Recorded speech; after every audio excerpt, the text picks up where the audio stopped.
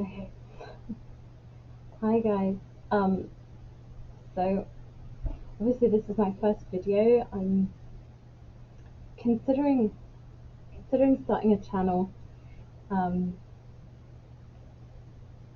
we'll see how this video goes, and I guess what sort of response there is. If people enjoy it and you want to learn more, then please feel free to let me know in the comments below. Um, I guess I'll just introduce myself. Um, my name's Ellie. Um, I currently work as a texture artist for film and TV. Um, and aside from that, I'm a survivor of childhood abuse, severe childhood abuse. Um, I have a diagnosis of PTSD and a diagnosis of DID. Um, uh, as does my sister. My sister is also diagnosed with DID and complex PTSD. Um, we live in different parts of the UK, but yeah, I guess both of our mental health teams came up with the same diagnosis. So yeah, I was quite surprised actually when I found out that she also um, was suspected to have DID, because I know, well, I had heard that DID was a fairly rare diagnosis. I now know that that is not the case, that it's a lot more common than people originally thought. I'm waffling a lot. I tend to waffle a lot when I'm nervous. Um, yeah, please be kind, because I'm fairly nervous of speaking out about my condition. I know that DID has had a mixed reception online on YouTube, and there's been a lot of drama over the years, like with different people, and I guess stating they have it, and then responses to that. And I guess my goal is to really try and give it an authentic um, interpretation of my own experience of the condition, and how it affects me in day-to-day life.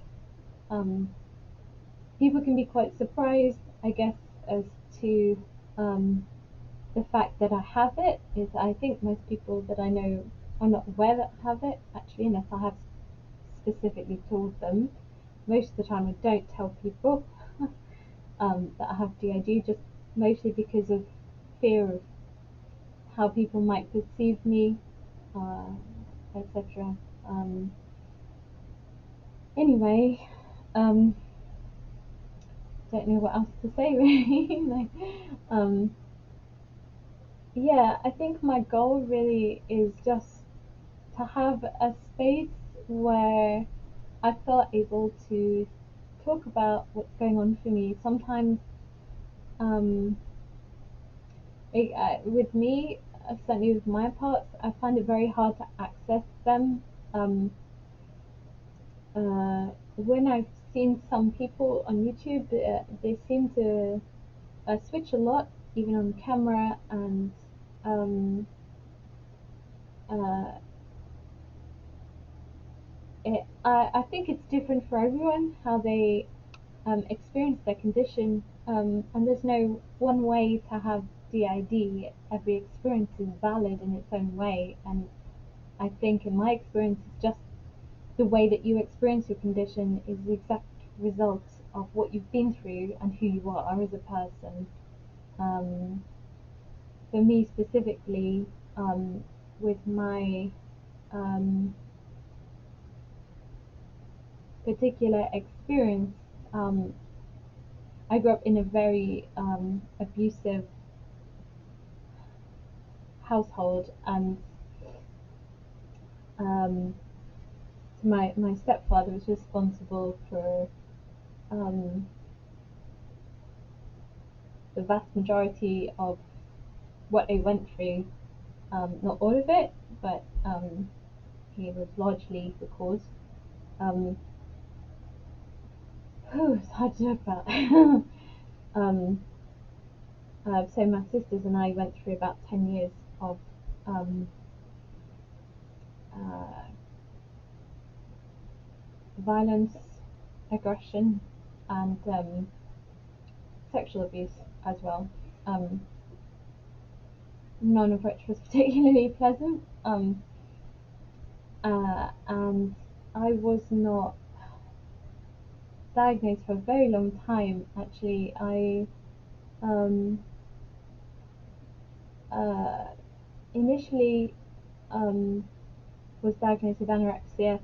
I suffered a lot with eating disorder issues when I was young, from about the age of 13, 14, up until really the point I met my husband, actually, who, I mean, I'll talk about it in a different video, but he was a real turning point for me in my healing journey. Um, um, yeah, so I had a lot of other conditions diagnosed, but none of those specifically pointed to trauma. All I knew was that as soon as I hit 18, I wanted to be as far away from home as possible, and picked a university to study at that was the other side of the country, um, and began a very long, hard journey towards healing from that point onwards, with a lot of hiccups. Um, and I really didn't look at my childhood at all until um, when my daughter, I've got a 6-year-old child, who is my world. um, until my daughter was born, she uh, is amazing, and but when I became pregnant, she was a wanted child. She wasn't an accident. I chose to have a child. I wanted a child. Um, but at that point, I was very disconnected from the past and how it had affected me. I really hadn't dealt with anything at all, and pregnancy became a sort of catalyst, I guess, for me in terms of just reaching a point where I really had to start looking at healing. Uh, I had a very, very difficult pregnancy, had hyperemesis, um, which is constant morning sickness, so it can make you very ill. It was a traumatic pregnancy, basically, very traumatic and difficult birth. So there was trauma around that, but I think that became the kind of trigger. The birthing experience for me was horrendous. It was awful, because I had all this kind of repressed trauma, I guess, around the abuse, and something about the invasiveness of having all these people suddenly taking this child out of me, and it was so physical, and it just replicated the experience of the lack of control and the abuse, really. It's very traumatic for me. Don't let that put you off having a baby. I think it's just for me, I hadn't done that healing prior to having a child. I wouldn't recommend having a child if you've gone through childhood abuse, until you've done some significant healing. That's my hindsight advice. um, so, yeah, anyway, um, following the birth, um, I just had like really high levels of anxiety for weeks and weeks and weeks. And some of that you'd think, oh, that's normal, you're a new mum, etc., etc. Except my anxiety got worse and worse, and it got more extreme. And then I started to experience what I now know is called postnatal OCD, where I'd had OCD as a child, in the past, not to a massive extent, but it had been there. But then it came back really strong after giving birth to my child, and it was horrendous. I started to have visions of just horrible things happening to her, and it would just play on repeat in my head constantly. Like I couldn't go on an escalator because I'd be thinking that she might fall and die. It's just constant horrible. OCD is a horrible thing. um, anyway, so I got postnatal OCD, and it got very, very severe. Um, and um, my mental health was just going downhill really quick. We didn't really understand why. Nobody could tell me what was going on, really. Everyone was just saying it's just part of, lack of sleep, being a new mum, etc. And then my husband and I thought, oh well, maybe we just need some time out. Let's go on holiday and try and relax a bit. Maybe that will help, because he was working long hours at the time. He was on my own a lot with the little one, and we thought maybe that would help. And it did to a certain degree. Although then, even on holiday, I started to experience these really extreme, bizarre things which I did not understand at the time. So we went to France. We went to the south of France, and we were driving through these beautiful valleys. And instead of enjoying myself, I was experiencing these kind of weird, I guess, not exactly hallucinations, but everything started just warping around me, like moving. It felt like everything was moving, and I now know that derealization, that sense of like nothing being real and everything moving and shifting, and it's an extreme derealization, which is a form of dissociation. But I didn't know what it was at the time. I was terrified. I thought I was going mad. I thought I was going crazy. I was very, very frightened. I thought they were going to take my baby off me because I was so unwell. I was just feeling so much fear, and I didn't know what was going on. It was a very, very dark period of my life that I never want to go through ever again. um, I don't know, I'm getting emotional speaking about it. I try and calm my feelings down, because if I'm not careful, I will probably just switch. So, anyway, fast forward. Um, I ended up getting diagnosed with PTSD, initially from birth trauma, but through therapy for that, just, I don't know, everything just started splurging out. It just all started coming out. The therapist that I was working with didn't want to go there. For whatever reason, I think she thought she was dealing with a small amount of birth trauma. It would be a quick, easy deal with, sorted. As soon as all this stuff from my past started spilling out, she shut me down. Please don't do that if you're a therapist. If you don't feel qualified, refer on. Refer on. Be honest about it. Don't feel afraid to tell your client you don't feel able to support them. That's okay. We'll understand that, but don't just shut them down. Um, so every time I started to bring it up, that these, I guess they were flashbacks, and I didn't know what they were at the time, were coming up. She would say, just write it down. Write it down. But no, you don't need to show me. Just write it down. Keep it in the notebook, and then that's it. And she just kept saying that, and then it just didn't go anywhere, and I stopped therapy. I was having very, very severe symptoms at the time, with very, very high levels of anxiety, extreme anxiety, to the point like I couldn't focus on anything. I couldn't do anything. It was incapacitating. Um, and I didn't really get anywhere in therapy, or at all. Well, I wasn't doing therapy at that point. I didn't really get anywhere until I then, a year later, decided to approach a therapist to do some work on the past trauma.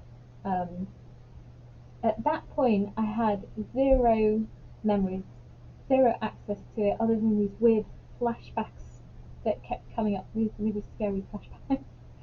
Um, and So I went into that therapeutic environment, having informed the therapist that I think I'm having PTSD from childhood abuse. I think it's my stepfather.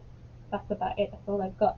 Every time we started to go anywhere near anything, I would just become non-functional, completely non-functional. Um, I couldn't do it. I wasn't ready. We didn't really do any stabilization or grounding work. I didn't learn how to ground. Again, I just don't think she was trained to deal with my level of trauma. Um, Please do research when you're looking for a therapist through um, various misadventures. I know now to really research very thoroughly what training a therapist has, what their qualifications are, um, and what their limits are, I guess, and to be really honest about it, and ask them to be really honest about it in the first session. This is what I have. Can you deal with that? And if not, that's okay. I will find someone else. Um, um, anyway, so this therapist started working with me. We didn't do any grounding work, and I quickly, yeah, just became non-functional again. It The best way I can describe it is that, I mean, basically the parts which I didn't know existed, um, just started just bubbling out in therapy, and I'd have no memory of it. Parts were just taking over, young parts. I completely freaked my therapist out, who had never heard of DID, hadn't worked with it before. Um, I freaked myself out because I didn't understand what on earth was going on. I was being told I'd said things which I hadn't said for me, and it was very upsetting, very, very distressing, and re traumatizing. Actually, I got re traumatized because my therapist was feeding things back to me that parts had said that I had no conscious awareness of. And that's, with DID, you never do that, because what she was doing unwittingly was trickling through the trauma that was held in the, like younger parts, all the way through the system, and just obliterating all those walls that were there. And it just took me about 2.5 years to um, stabilize. After that, I became suicidal, and um, actually had to end the therapy. um, I walked away from it because I realised this, she wasn't going to tell me. She was definitely over her head. She didn't want to walk away, but she did. She could have. I felt like she could have referred me on, and she didn't. I had to make that choice. Um, anyway, I'm over it. um, so that's how I found out there were parts. But I still, at that point, I had never heard of DID. I didn't really know what dissociation was. I didn't understand my experience.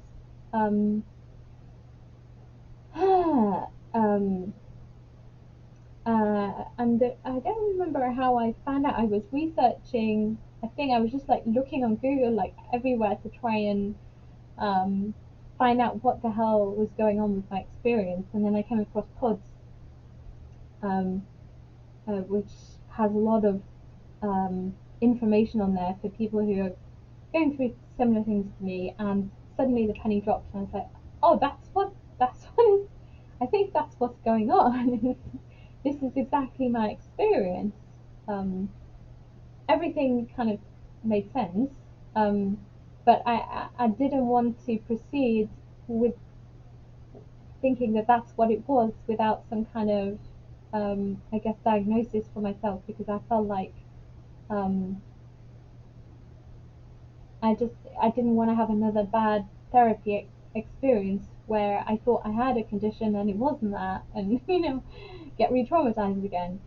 So I came across the Pottergate Centre in Norwich, which is an amazing centre. It's run by Remy Aquarone, um, who accepts referrals and also individual applications to um, I guess get tested to see if you have the um, condition or any kind of dissociative disorder. So I think you have to fill out like a dissociative experiences scale form, and I filled it out not expecting too much, and then it got sent back to me, and I was off the charts, which surprised me, and then that kind of made me feel um, maybe it's worth. They advised if it's over a certain amount, then it's worth possibly getting tested. Um, so I decided to apply for um, like an assessment. So I did go and get assessed.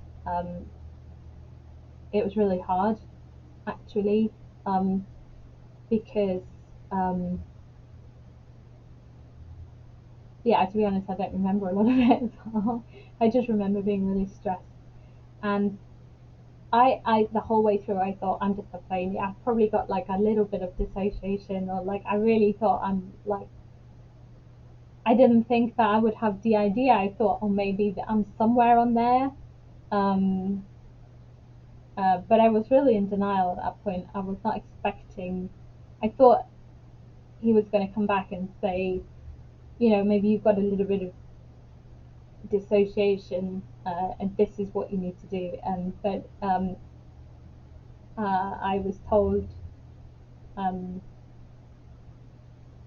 swiftly that I was experiencing very, very severe dissociation, and um, I had a diagnosis of full-blown DID, which took me a few months to digest. I did not react very well to it initially. I really regretted initially going for the assessment. I wanted to throw it in the bin and pretend that never happened. Um, I decided I didn't have it. I was really against the diagnosis, which I now know is like a defensive response. But my symptoms continued to get worse and worse, and eventually I just thought I've got nothing to lose. I've exhausted all of the possibilities. The treatment that I'm having at the minute isn't working. It's making me worse. And eventually um, started working a few years ago with um, a therapist who was very well trained in dissociative experiences, childhood sexual abuse, um, trauma, and dissociative experiences. So, and to be honest, since working with her, my all I've done is stabilize more and more. It's um, yeah, it's whenever I hear stuff online about like how therapists can induce DID and that kind of thing, that they're leading it, like that was never my experience. I mean, I don't know, maybe that can happen, I've no idea, but in my experience, no therapist I have ever worked with has ever pushed me down the road of this is what you have. um, Everybody I worked with was in as much shock as me. They didn't expect it, I didn't expect it. It just came out through the therapeutic process that that's what I had. Um, um, and then when I worked with this therapist, all she's done is stabilize me, and that's caused less splitting, less parts, less dissociation. So my own experience of good therapy for DID um, is that it doesn't encourage parts at all. It does the opposite. It helps stabilize someone.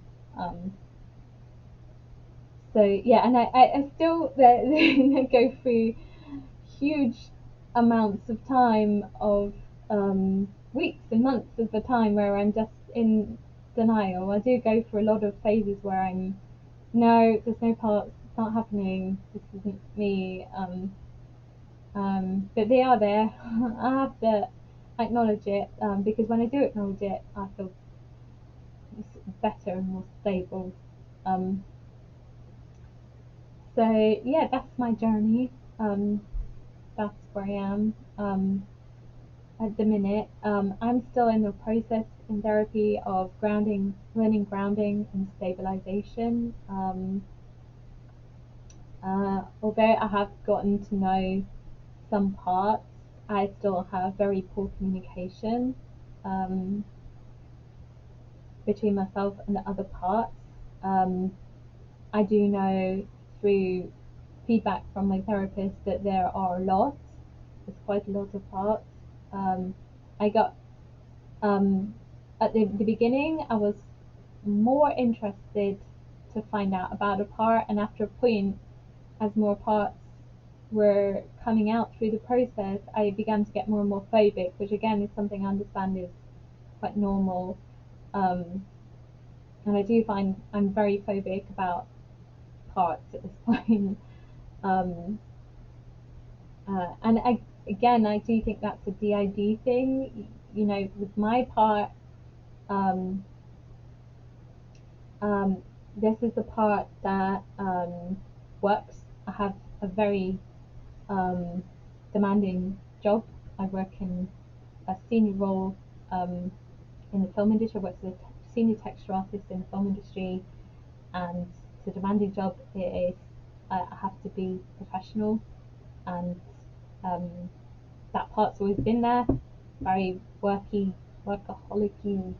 worky, not in my feelings. Um, uh, so I can be very not interested in parts, and I find that my therapist has to work quite hard to even get me to, acknowledge there's parts bubbling at times. I'm very ignoring of parts a lot of the time. Um, so yeah, that's my part. I know that not all the parts in me are like that. Um, uh, yeah, I don't know what else to say really. Anyway, that's probably enough for one time. That was a really long time. So anyway, that's my first video. I don't know if I'll post any more or not, but we'll see. Anyway, bye. Bye.